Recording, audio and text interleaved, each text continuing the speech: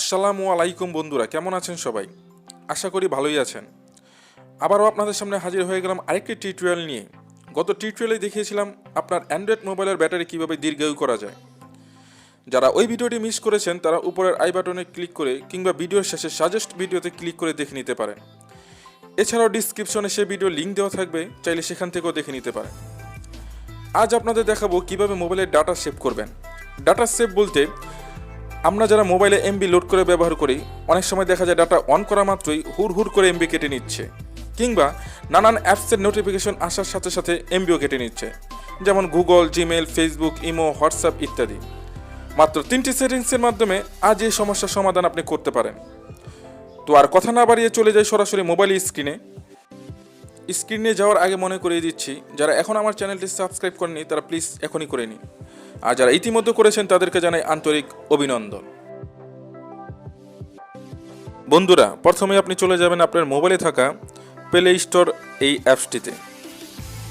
এই অ্যাপসটিতে যাওয়ার পর উপরে হাতের বামে 3টা দাগ চিহ্নতে টাচ করবেন।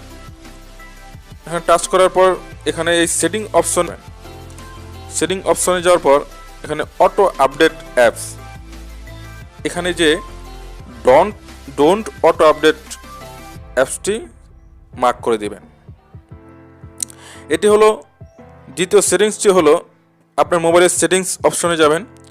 সেটিংস অপশনে যাওয়ার পর অ্যাকাউন্ট নামের একটা অপশন আছে, এই অ্যাকাউন্টে যাবেন।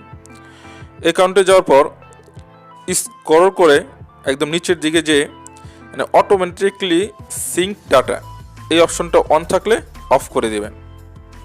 আপনার মোবাইলের ডাটা সেভ করার জন্য এটা হলো দ্বিতীয় সেটিংস। এখন দেখাচ্ছে আপনাদের তৃতীয় সেটিংসটি। সেটিংস অপশনে যাওয়ার পর এখানে উপরে নেটওয়ার্ক অ্যান্ড ইন্টারনেট এই অপশনটিতে যাবেন। যাওয়ার পর এই ডাটা ইউসেজ এই অপশনটিতে যাবেন। অপশনটিতে যাওয়ার পর এটা যদি অফ থাকে এটা অন করে নেবেন। ব্যাকগ্রাউন্ডে যদি কোনো অ্যাপস রান করে, ডাটা ড্রেন করে কোনো অ্যাপস ব্যাকগ্রাউন্ডে, তো সেটি আর করবে না। এই হলো আপনাদের তৃতীয় সেটিং। এই 3টি সেটিংসের মাধ্যমে আপনি আপনার মোবাইলের ডাটা সেভ করতে পারবেন।